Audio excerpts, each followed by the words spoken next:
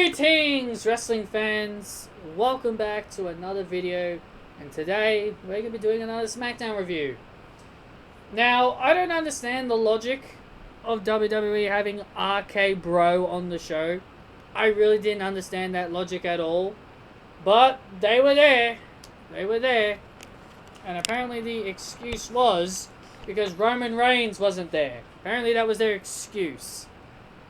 Bullshit. Bullshit. You could have had Cesaro versus Ridge Holland. You could have had Aaliyah wrestle Shotzi Blackheart. You could have had Mansoor wrestle somebody like Drew Gulak. You could have literally done anything instead of just forcing a team from the opposite show to come to your brand. I just think it's really, really stupid. I really think it's stupid. Because you're basically saying, we need ratings, so let's bring superstars from the other show. If you're okay with other superstars coming to other shows, then you literally don't care about the draft. I care about the draft, and I want WWE to keep things consistent with their draft. It's just so annoying. They do this all the time, and it makes the draft meaningless. So the show began with Sami Zayn. He was in a wheelchair, and he had a neck brace, and his leg was all taped up. He was going to sue Adam Pearce and Sonia Deville for not giving him his fair opportunity at the Universal Championship. Paul Heyman was there. He came out and did his whole spiel. And then Brock Lesnar came out.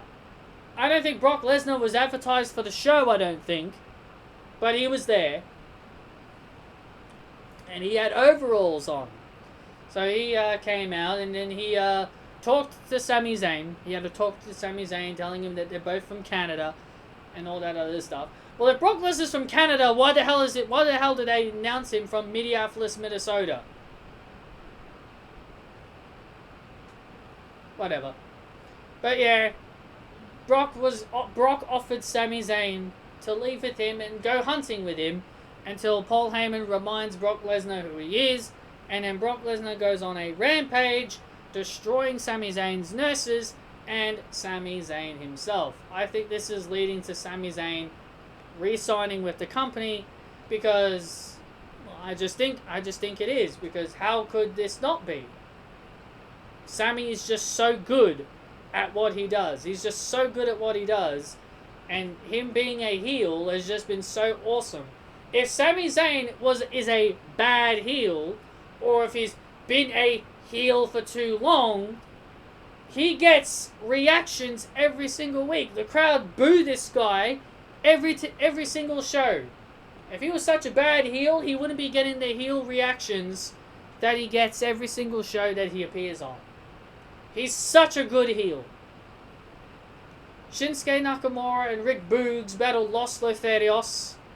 I know they've been battling each other for a while over the last several weeks.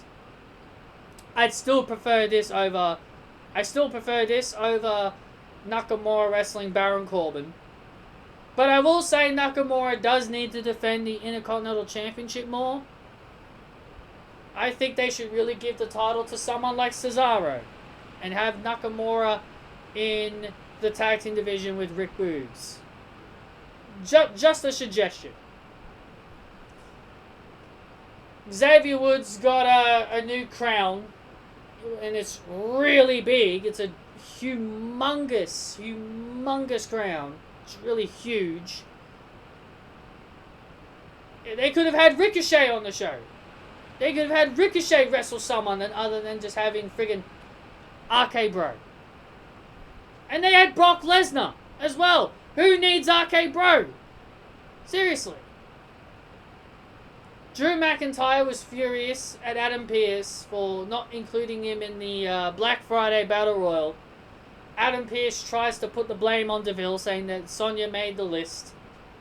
And Adam Pearce told Drew that he can't take the sword with him to the ring. And then Drew McIntyre drives the sword through Adam's desk. And then we get Drew McIntyre against Sheamus. It was a good match. Drew McIntyre would walk away with the W, while crappy Corbin and his stupid protege carried the desk away that had Drew's sword in it. Naomi battled Sonia Deville. Sonia Deville debuted new music and a bit of a new look. The music doesn't bother me. I mean, you kind of expected it because her previous song was CFO. Kind of expected it. But yeah, this match didn't happen like I knew it would. I knew this match wasn't going to happen. And then, so Sonia would try and get Natalya and Shayna Baszler to come after her. And this would backfire horribly, and then Xia Li would make her debut. Finally, Xia Li makes her debut. She finally makes her debut, and she helps Naomi even the odds against Sonya Deville. Honestly, I'm quite surprised because I thought Xia Li was going to help Naomi, and then she was going to turn.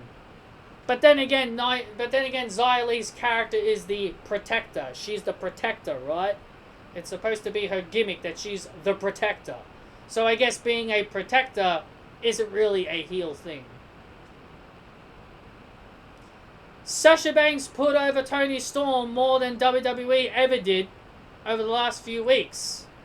Sasha Banks put over Toni Storm by saying that she's wrestled in Australia, Japan, all around the world, honing her craft to get to where she is right now against Charlotte Flair. Seriously, WWE should really just go ahead and just do another video package for Toni Storm like they did for Liv Morgan. Then we get Toni Storm against Charlotte Flair in a singles matchup here.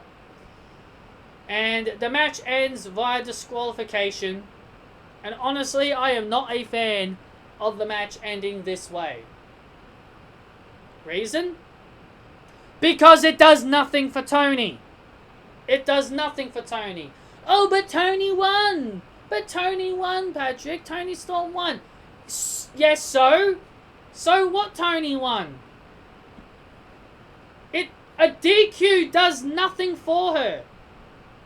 If it is true that the horsewomen are going to be being sidelined because there's a video I will make about the horsewomen because there was a report going around from a journalist I listened to. He said that the 4 horsewomen are going to be sidelined next year. They're going to be pushed to the side in favor of the new generation. And I'll talk about that in that video. But really, if that is supposed to be the case, then why the hell couldn't Toni Storm beat Charlotte Flair? And Charlotte Flair's topping, her little top that she wears, literally looks like Billie Kay's gear. It's like she just found Billie Kay's old gear and was like, oh, I'll just wear this. Yeah. Toni Storm might have won the match, but I ain't happy about it. Because I would rather Toni Storm pin Charlotte Flair than get a ridiculous DQ win. Brock Lesnar hunts down Adam Pearce, and he pretty much makes Adam Pearce shit himself out of fear because he's afraid of his life. Brock Lesnar pretty much tells him that he hunted a moose on his vacation, and he was going to show him a picture of the phone on his phone. And his phone, he couldn't figure out how to work his phone, and then he just snapped it. Well, clearly that is not his phone. But, because phones don't break that easily. Or maybe they do. But yeah, Brock Lesnar pretty much scared Adam Pearce shitless. And then we get to our main event, the most pointless main event in the history of tag teams. We get the New Day versus RK. They shouldn't have never been at the show, bro. And the Usos. Now, I know some of you be saying, oh, but it's Randy. Randy's your favorite superstar. Why are you upset that Randy Orton was at SmackDown? I literally explained it at the start of the show. I care about the draft. I do not want the draft tarnished. WWE do this all the freaking time when it comes to the draft. They always just ruin it. That's why I am not happy the fact that Randy Orton was at SmackDown. When you split the rosters, you keep them that way until the next draft. None of this, oh, they got invited, or there's this little rule that a few superstars can appear on different shows. None of that. None of that BS. They stay where they are. I'm sick and tired of the draft being tarnished all the time.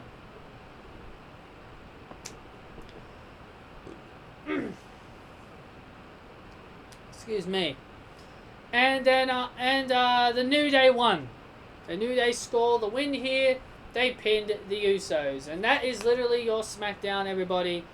SmackDown was a good show, but I did not understand the main event. It was just ridiculous. It was just a waste of time, if you ask me. If you guys did enjoy this review, be sure to hit that thumbs up. Comment your thoughts and opinions down below. And if you guys enjoy the content that you're seeing, hit that like button and subscribe. And I will see you all next time.